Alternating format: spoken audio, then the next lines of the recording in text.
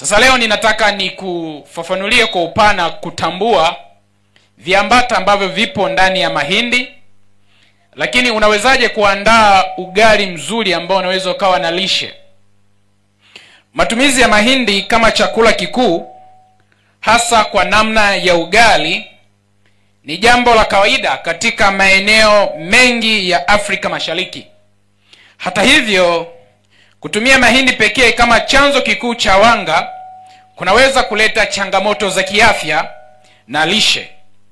Na hebu tuangalie sasa ni madhara gani yanaweza kujitokeza kama tutatumia chakula hiki cha mahindi kama chanzo kikuu cha wanga. Mahindi yana upungufu wa virutubisho muhimu, na endapo mtu atatumia kwa muda mrefu anaweza akapata shida ya malnutrition. Mahindi yana wanga mwingi. Katikati ya nafaka zote ambazo zenye wanga wa kutosha kwa ajili ya afya, mahindi imekuwa ni chief. Yaani wanga uliokuwa kwenye mahindi ni mwingi zaidi hata uliokuwa kwenye mchele.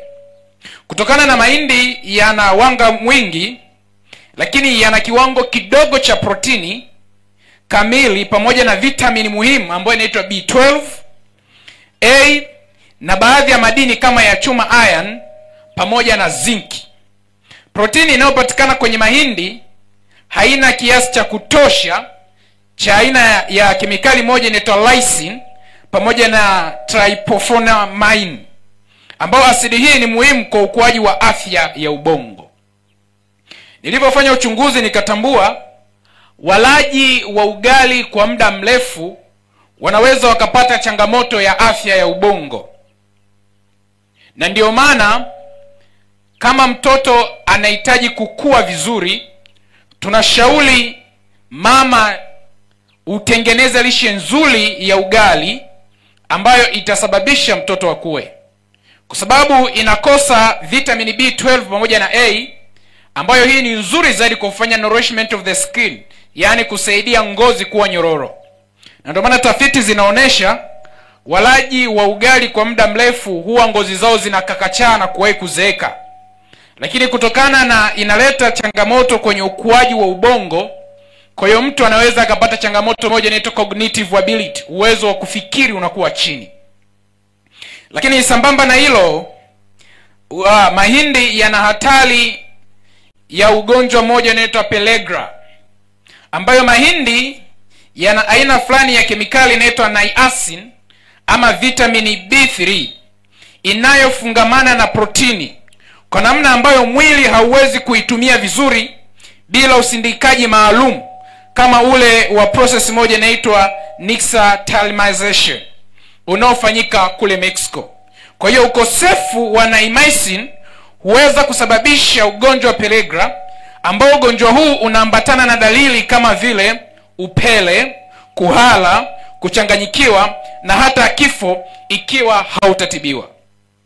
Na ndio maana watumizi wa ugali hasa wa mahindi kwa muda mrefu wanakuwa na vitambi, kwa sababu aina ya hii kemikali inaambatana na protini, na kwa kuwa mwili unashindwa kusagasaga, zinaanza kufanya deposition katika baadhi ya maeneo ya mwili, hasa tunasema local area katika peritoneum, sehemu ya tumbo, na ndio maana mtu anaweza akapata kitambi. Lakini kutokana na wanga wake ni mkali, unapohifadhiwa kama glycogen sehemu ya liver, baadhi ya wanga unaobakia unabadilishwa kuwa protein na unaungana sasa na baadhi ya protini za kwenye mwili, na mchakato wake wa kuzivunja unakuwa ni mgumu. Kwa hiyo inaweza kuleta shida ya pellagra. Lakini pia mahindi yana ukosefu wa nyuzi ama tunaita fiber za kutosha. Na ugali wa mahindi uliosafishwa, nikimaanisha sembe, huwa na kiasi kidogo cha nyuzi, hivyo huchangia matatizo ya mmeng'enyo wa chakula kama vile choo kigumu ama constipation. Na hivi karibuni kumekuwa na wimbi kubwa la watu wenye changamoto ya mfumo wa mmeng'enyo wa chakula. Katikati ya watu 10 kuna watu 8 wenye changamoto ya mfumo wa mmeng'enyo wa chakula. Na ndio maana watu wengi wakienda hata kufanyiwa vipimo inaonekana wana vidonda vya tumbo, lakini kiuhalisia hawana vidonda vya tumbo. kwa sababu mara nyingi vidonda vya tumbo ukiwa navyo vina dalili za hatari. Lakini kutokana na mfumo mbevu wa ulaji, na hasa ulaji wa sembe kwa muda mrefu, unaathiri uzalishaji wa kemikali inaitwa Succus entericus, ambayo baadaye mtu huyu ataingia katika hatari ya mvurugiko mmeng'enyo wa chakula. Kwa hiyo hali ya choo kigumu inakuwa ni kawaida, hali ya flatulence ama viungulia vya mara kwa mara vinakuwa ni hali ya kawaida. Hayo ni baadhi tu ya madhara ambayo yanasababishwa na mahindi ambayo yamekobolewa ni sembe. Lakini hatari ya pili, mahindi yana hatari ya sumu moja inaitwa aflatoxins. Aflatoxins. Mahindi yakihifadhiwa vibaya huwa na uwezekano wa kuharibika kwa haraka, na yanaota ukungu unaotoa sumu moja inaitwa aflatoxin, ambayo hii inahusishwa na saratani ya ini. Viambata vinavyokosekana katika mahindi ambavyo vinapatikana kwenye mtama na uwele, na hivi vinavyokosekana pale, hata vingine vinapatikana katika millets, huwa vinasababisha hii sumu ambayo inaitwa aflatoxin. Ambao mnaotumia unga wa dona, mnajua mahindi usipohifadhi vizuri, hasa unga kama umeweka katika chombo ambacho kitatengeneza joto, mahindi yale ukiyapika katika ugali yanaleta ladha moja ya uchachu. Wangapi washaye kuisikia hiyo ladha? Au nyie hamli mahindi? Ya kuna ladha ya uchachu. Asa ule uchachu ule ni sumu inaitwa aflatoxin. Na mtu anayetumia mahindi yenye ule uchachu kwa muda mrefu, ama ikiwa ndio desturi yake, atakuwa na hatari ya kupata saratani ya ini. Mwambie jirani yako saratani ya ini. Kwa ukianza kuhisi mahindi yamebadilika ladha na yana uchachu, yaweke pembeni. Hiyo ni hatari ya mahindi kama hayajahifadhiwa vizuri. Kwa kusema hivyo, nataka nikuoneshe virutubisho ambavyo vinapatikana ndani ya mahindi kwa uchache, pamoja na aina nyingine ya nafaka ambazo ni nzuri sana. Ukizifanyia mchanganyiko zinaweza kukuletea lishe nzuri. Mfano, katika mahindi kuna kiwango kidogo cha amino acid ambayo ndani ya mtama pia iko kidogo. Ilo ukiangalia ndani ya uwele kuna kiwango kikubwa cha amino acid, ambayo hii ni muhimu kwa ukuaji wa mwili na kinga. Lakini pia katika mahindi kuna uchache wa madini ya iron au chuma. Katika mtama yako mengi zaidi, na katika uwele yako mengi zaidi, ambayo haya madini ya chuma yanasaidia utengenezaji wa damu. Kwa hiyo mtu ambaye ana changamoto ya anemia, upungufu wa damu, kama anatumia mahindi ataendelea kuwa mhanga. Lakini tunamshauri mtu huyu mwenye changamoto ya upungufu wa damu achanganye uwele pamoja na mtama na mahindi. Itamsaidia kufanya recoverance, kwa sababu madini ya iron ni mazuri sana katika uzalishaji wa damu. Lakini pia kuna madini ya aina ya calcium. Madini ya calcium ndani ya mahindi yako kidogo sana, lakini ukiangalia katika uwele yako kiasi, lakini ndani ya mtama yako mengi zaidi. Na haya madini ni mazuri zaidi katika kunenepesha na kuweka uimara wa mifupa pamoja na meno. Ila kuna madini mengine yanaitwa zinki, ambayo ndani ya mahindi hakuna kabisa. Ila ukiangalia ndani ya uwele yako mengi zaidi, na ukiangalia ndani ya mtama, uwe mwekundu au mweupe, yako mengi. Na ukiangalia madini ya zinki yanaongeza kinga ya mwili pamoja na ukuaji. Sambamba na hilo, kuna aina ya fibers ama nyuzi. Hii iko kwa kiwango kidogo sana ndani ya mahindi, lakini ukiangalia katika uwele na mtama ziko zaidi. Lakini kazi ya fibers kwenye mwili huwa inaboresha mfumo wa mmeng'enyo wa chakula. Lakini pia kuna kitu kinaitwa protein. Protini kamili iko kidogo sana ndani ya mahindi. Ukiangalia ndani ya mtama mwekundu au mtama mweupe pamoja na uwele, kiwango hiki cha protini kiko kingi zaidi, ambayo husaidia ukuaji wa mwili na ukuaji wa ubongo. Na ndio maana anayetumia mahindi kwa muda mrefu atapata changamoto ya ukuaji wa ubongo. Kwa hiyo atakuwa na hatari ya kupata ugonjwa mmoja unaitwa dementia, shida ya kupoteza kumbukumbu. Na hii imepelekea Waafrika wengi, hasa Afrika Mashariki, tumekuwa na afya zilizozorota, kwa sababu afya ya ubongo inaathiriwa sana na aina ya vyakula tunavyokula. Jana nilikuwa niko na Pastor Wesley tukijaribu kutengeneza conversation fulani. Wakati ninafanya utafiti katika nchi ya Marekani, nikatambua Marekani mtu anayetumia lishe bora na iliyokuwa nzuri zaidi ni mtu mwenye fedha. Tanzania mtu anayekula mapochopocho hasa manyama na manini, ndio tunamfasiri kuwa ni tajiri. Ila wakati ninafuatilia lishe ya mchezaji mmoja anaitwa Cristiano Ronaldo, mchezaji mmoja anaitwa Evra aliwahi kusema ukimtembelea Cristiano Ronaldo atakulisha matunda na mboga mboga tu. Na ni kweli, na ndio aina ya lishe yake, na imemsaidia kuwa na afya njema na kuwa bora katika soka, na hata sasa na miaka 37 lakini bado ana utamu wake. Ni kutokana na lishe ya chakula. Nikawa ninafuatilia lishe ya chakula ya rais mstaafu wa Marekani anaitwa Joe Biden. Yule mwanaume ana miaka 81, ndio anaondoka kwenye kiti akiwa na akili timamu na kuendesha majukumu. Ndani ya nchi yetu leo ni ngumu sana kumtafuta mtu wa miaka 78 plus aweze kuwa the president, hawezi kujoin movement, hawezi kuongoza vitu. Kwa nini? Kwa sababu afya ya ubongo inapata shida kutokana na lishe. Wenzetu wanakula vyakula vilivyonyooka vinavyowasaidia kusharp their mind. Na ndio maana Meshach, Shadrach na Abednego walitambua lishe iliyokuwa bora, na ndio maana walikuwa mara 10 bora. Na hata mimi kuna baadhi ya vyakula tokea nilivyoacha kutumia vimenisaidia akili yangu kuwa sharp. Kuna baadhi ya vyakula vilinisababisha akili yangu kuwa ndogo.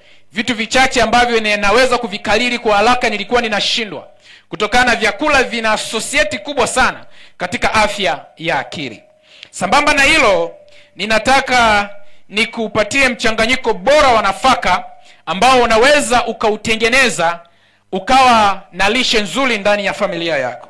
Naomba akina mama mnisikilize. Kama unahitaji baba awe na afya nzuri, sikiliza mchanganyiko huu. Utakusaidia sana kwa kuleta afya nzuri. Ugali wenye virutubisho kamili unapendekezwa uwe na mchanganyiko wa vitu vifuatavyo. Na kuna hatari kubwa kwa familia ambazo zinatumia mahindi pekee kama chanzo cha wanga katika meza zao. Kuna mchanganyiko wa kwanza ni mzuri sana ambao ninakupendekezea, unaweza ukaenda kufanya leo. Chukua mahindi na uwele, changanyisha utengeneze unga ambao utatumia kama ugali. Sasa lesho unaweza ikawa hii. Unaweza kutumia uwiano wa 2:1 au 1:1. Nikimaanisha unaweza ukachanganya kilo 2 za mahindi na kilo 1 ya uwele. Halo? Au unaweza ukatumia kilo 1 ya mahindi na kilo 1 ya uwele ukasaga. Iko kitakuwa ni chakula kizuri sana, maana nimetangulia kusema viambata vilivyokuwa ndani ya uwele ni vingi.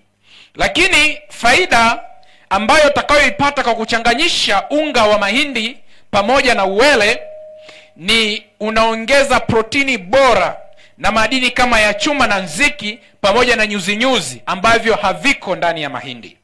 Lakini unaweza ukaandaa ratio nyingine ya kuchanganya mahindi na mtama.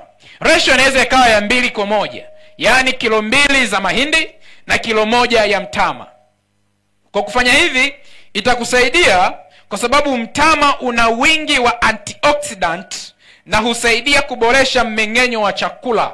Antioxidant maana yake inasaidia kuondoa radical huru kwenye mwili, ama zinasaidia kuondoa sumu.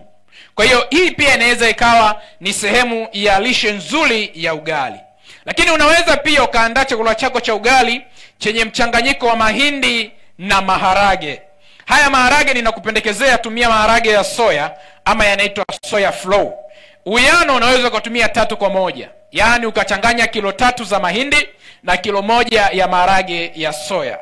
Maharage ya soya huongeza protini kamili, ambayo hii tunasema ni high quality protein, ambayo ndani yake pia ina aina ya kemikali inaitwa lysine pamoja na mafuta mazuri kwa ajili ya mwili. Halo, Bwana asifiwe. Wangapi tupo pamoja? Lakini unaweza ukatengeneza uwiano mwingine wa kutengeneza unga mzuri wa lishe. Unaweza ukachanganya mahindi pamoja na njugu mawe ama zinajulikana kama groundnuts.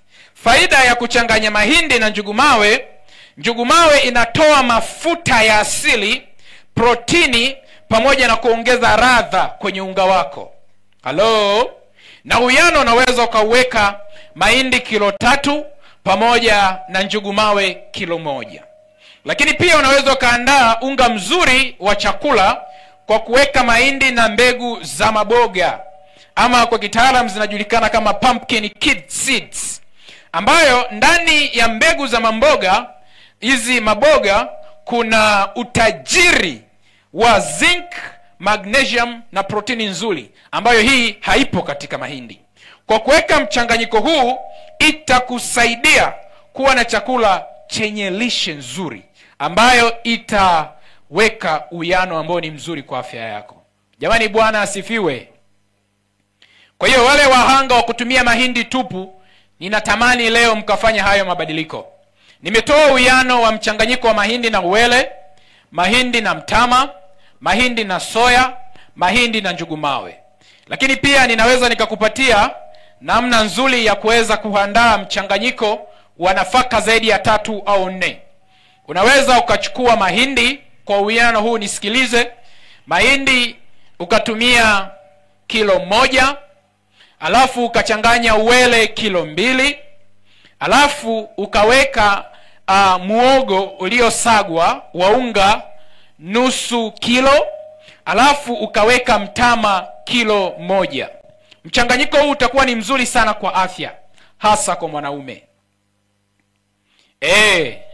Kama unataka mume wako akutegee, mwekee tu mahindi matupu. Ila ukimwekea hii lishe vizuri, itakuwa ni nzuri sana kwa afya ya uzazi wa mwanaume. Jamani, Bwana asifiwe. Kwa hiyo hakikisha unaweza ukaweka huu mchanganyiko ikakaa vizuri zaidi. Ninawaombea ili tupate tumaini katika afya zetu, tuwe na ubongo uliokuwa sharp kwa chakula kizuri cha mtoto, kama tunavyomwandalia uji wa lishe.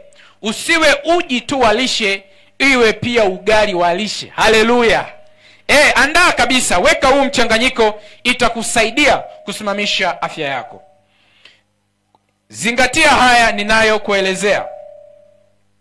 Jamani, mahindi ni chanzo kizuri sana cha nishati au wanga, lakini si chakula kamili peke yake kwa afya bora. Mwambie jirani yako, mahindi si chakula peke yake kwa afya bora.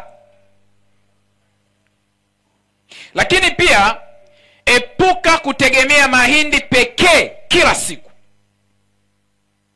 Lakini jambo la 3, tumia mchanganyiko wa nafaka mbalimbali kama nilivyotangulia kusema, mtama, uwele na hata maharage au njugu, kuandaa unga mzuri ambao utautumia kama ugali. Lakini pia tumia unga wa dona, yaani usiosafishwa sana.